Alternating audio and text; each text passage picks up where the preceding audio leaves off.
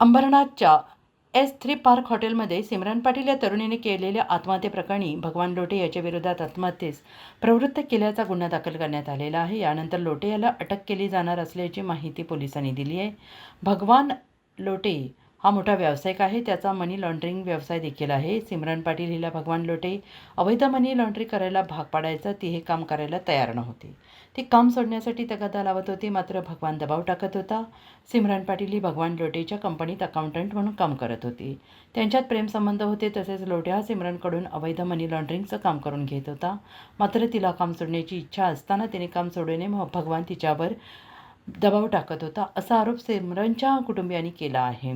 10 April रोजी भगवान लोटे यांनी सिमरनला S3 पार्क हॉटेलच्या रूम नंबर 310 मध्ये बोलावून तिच्याशी प्रत्यक्ष कॉल चॅटिंग करून वाद घालत मानसिक त्रास दिला आणि आत्महत्येस प्रवृत्त केला, असा आरोप तिच्या कुटुंबियांनी केलेला आहे।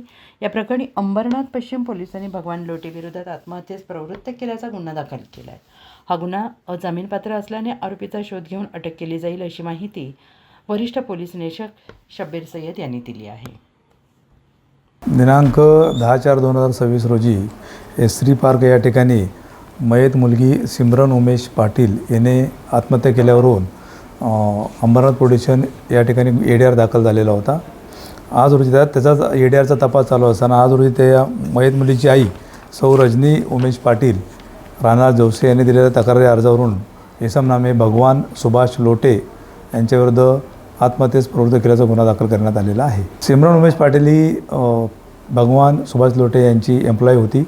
ती त्यांच्या कंपनीमध्ये अकाउंटंट म्हणून काम करत होती आणि ती काम सोडण्यासाठी तयार असताना किंवा त्याला काम सोडण्याची इच्छा होती, त्यावेळेस भगवान लोटे यांनी त्यांच्यावर दबाव आणलेला होता। त्यांना धमकी देत होते काम सोडू नये म्हणून, आणि त्यांचा मनी लॉन्ड्रिंगचा देखील एक व्यवसाय होता।